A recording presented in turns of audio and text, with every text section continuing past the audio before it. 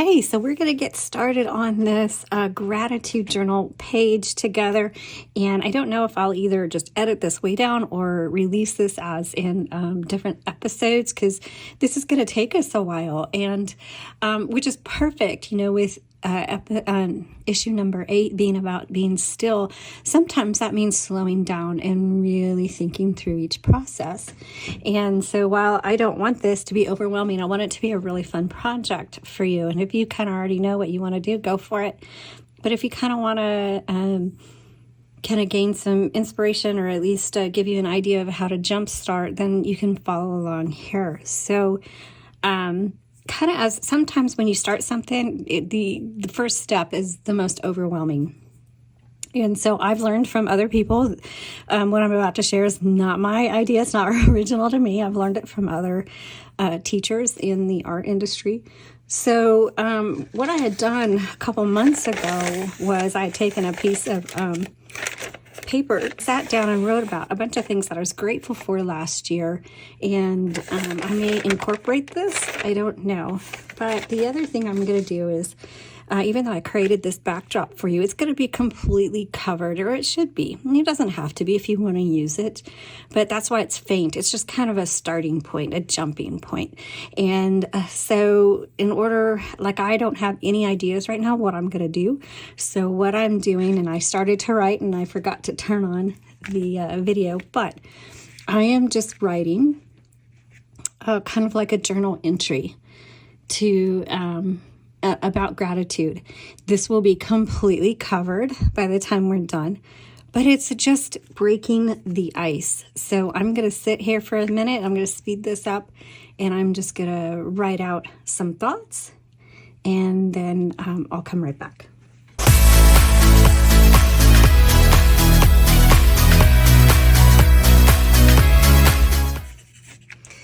Okay, so I just kind of wrote almost like a journal entry, really. And like I said, it'll be covered up, but it's a way to kind of loosen us up, because sometimes we get, the first step is the hardest step, and we just what do I start? What do I do? So I wrote out my thanks and just kind of loosened up my thoughts.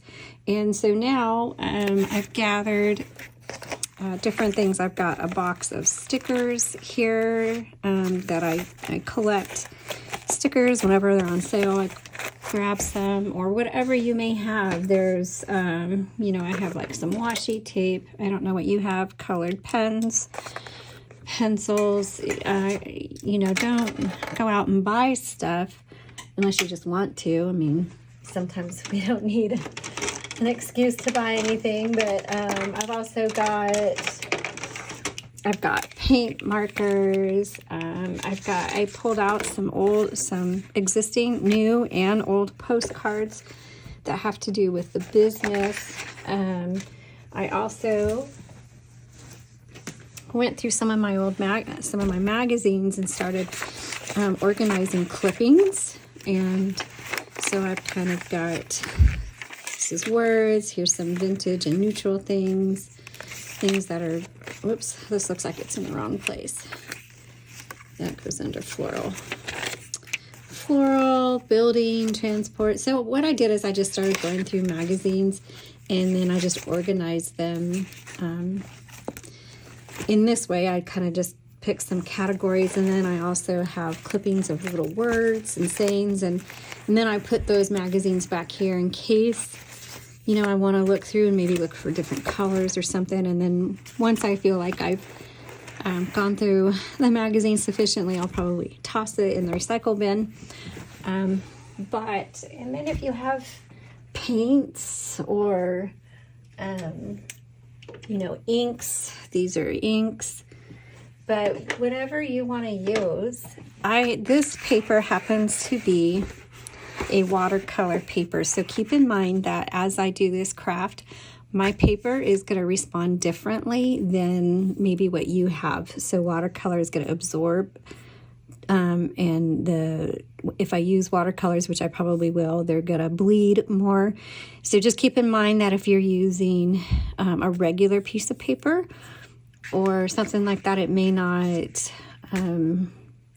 it's going to handle the paint differently. So you can use craft paint, you can just use markers, colored pencils, whatever you want. And we're going to start working on things together. So, all right, let's go on to the next step. Okay, I'm back. It's the next day, and I pulled out some bits and pieces. When I was writing on here my little journal entry, my note of gratitude, I ended up just writing about how all that God has done for me in the midst of putting this magazine together and launching it. And so I decided to bring elements of different, it's going to probably be, I don't know, it might be more collage than it is painting. I don't know yet. So I just started gathering things that had to do either with the magazine or things related. Like I pulled out some of my tea bags because I'm always drinking tea or coffee. Just very quickly, I printed out some things. I didn't think too hard about it because one of these things is that I've learned is you can overthink way too quickly and way too easily. And I'm an overthinker. So I printed out some stuff. They ended up being way bigger than I thought they were going to be. But that's okay because I may just tear and use pieces. So I printed off different cover images, just some things I already had created that were already handy. And I didn't want to think too much about it. And so what I'm going to do now is just kind of take everything that I've kind of gathered and just play around with it. So you can kind of watch me play around with it. I don't know what I'm going to do with it, but this is just kind of how you do it. And I also got out some typing papers that I've cut up in case I wanted to type up some quotes from like my magazines or something. So let's kind of see what. Okay, so what I'm going to do first is I'm going to move these things out. And again, I know I have more supplies than probably most of you do, but for me, I kind of want to use some neutral paints, and even I have I need my glasses. I was going to use a burnt umber ink. No, that's my blue one. Oops, need my glasses. Raw umber, and because the colors for Paola are very neutrals, they're the browns and the creams. And I don't mind a pop of color, especially like this green-gray here. But the raw umber kind of represents maybe some of that cedar. I like to bring in that kind of that brightish brown. It looks like cedar wood to me. So I'm not going to do a lot, but I'm just going to do put a little bit of paint here and kind of just create some depth. And so if you don't have that, what you can do is get a crayon. So like I have these crayon, but any crayon will work. And you can literally just like do some scribbles just like that. And it does the same, it does the same thing. So however you want to do that. And all right.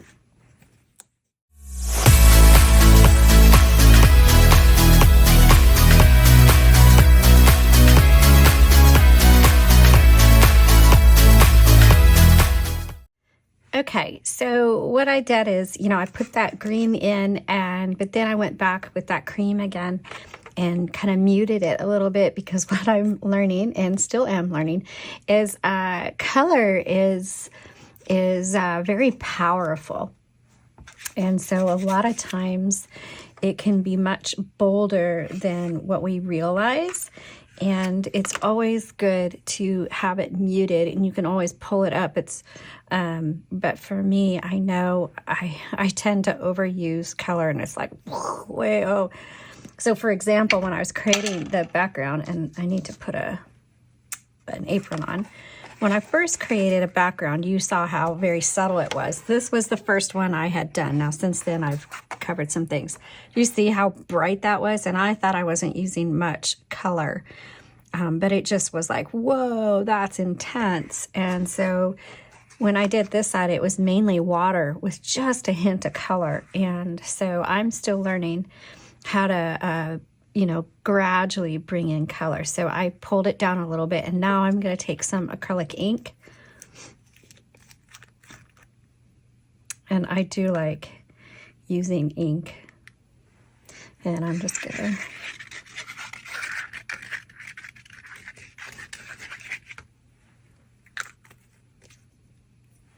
mess around with it a little bit.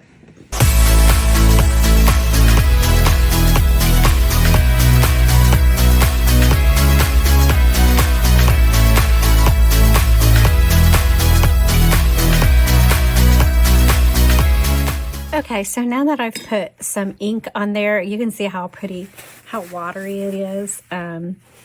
So I need to let that dry. And again, if you don't have anything like that, you don't have to do it. You can use squiggle lines. There are some crayons out there. You can get them at Walmart that are water soluble. And if you scribble them and then use a wet paintbrush, you can kind of make the lines blended. And so you can use something like that, but be creative with what you can do. So I'm going to let this dry and then we'll come back. Okay, so it looks like it's pretty dry. There might be a couple really small wet spots there, but I came back and I looked at it and I was like, you know what? It looks like a world map, like here's Europe and Africa this is North and South America, and then there's Europe and Africa and maybe Australia. I don't know, that just kind of looked like it to me. So, okay, so now that I kind of have messed around with this and how redone it, I'm going to start just taking some pieces and kind of seeing where they might work. Oops, hold on a second here. So like I got tea bags because like I said, I always drink tea, so I might tear a piece off, and these are just things from my magazine that I've done, and I don't know, that those might be too much right now. Here's some images that I thought of. The magazine is what introduced me to painting, and that was just not on my radar at all. And I realized as a result of this magazine that I fell in love with painting. And so when I saw this picture, I was like, oh, I really like that. This opened the door to me to something new that I hadn't had. So I may tear this up a bit and put it in here somewhere. I'm not sure.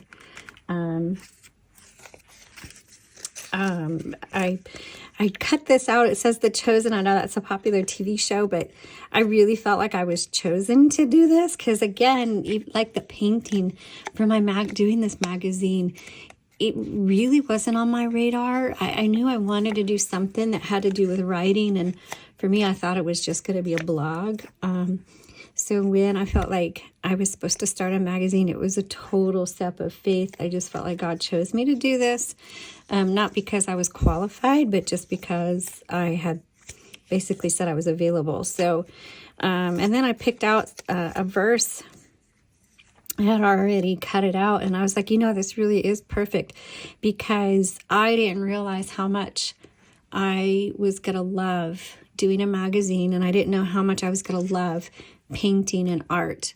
2 years ago, this was just not, I didn't know. And, but I just submitted, I just would pray and just ask God, whatever you want for me, I just submit myself to you. And he opened up and showed me, because I made him my treasure.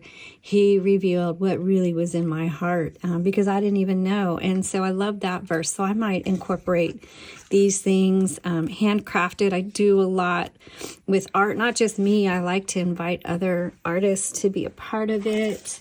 I just love the lettering on here to kind of represent a page, some of the stories that are in the magazine, and just some torn pieces. So I'm gonna kind of speed this up and you guys can kind of watch. I'm just gonna start cutting and tearing and playing on here, and then once I do, I'll start attaching them to the paper here. So one note, I think what I'm going to do before I start picking this out is I think I'm going to push this background back a little bit more. So I'm just going to get some white paint or gesso, and I'm just going to, really lightly kind of cover this to push these colors back.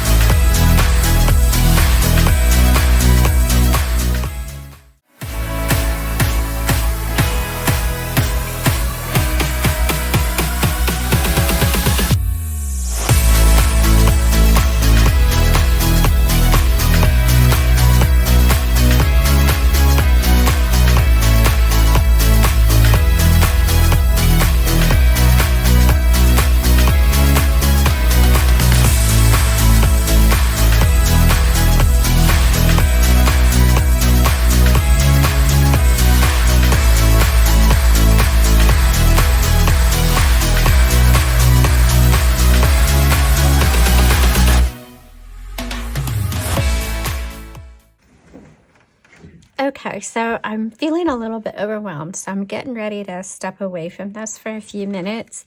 It's just like too much. I have too much going on in my head. However, there's elements here and I want to use them. It's just figuring out how to incorporate them. And so this is supposed to be a fun time. And so if you feel overwhelmed, just step away and come back. And but one of the things I am going to do is, you saw I tore out, some of the, I printed out, the covers of my issues, and I need to do number 8. I forgot to do that one. But I think what I'm going to do is kind of add that in as elements of the background, and then paint some gesso, like the gesso or the white paint over it to kind of blend it in back, because I don't want it to be, I kind of wanted this to have a subdued feel to it, kind of like issue number 8 is. And so what I'm going to do is I'm going to tear these into strips.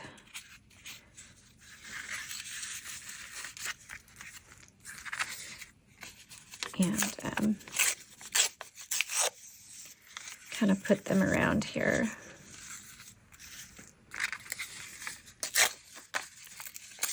I should have done that one this way. I'm going to do this one this way.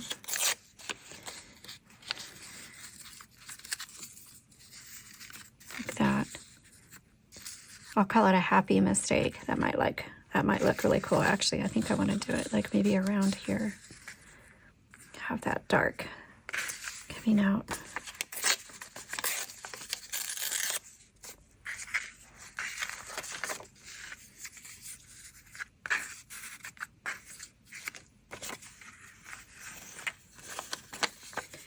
And that one's tore up pretty good.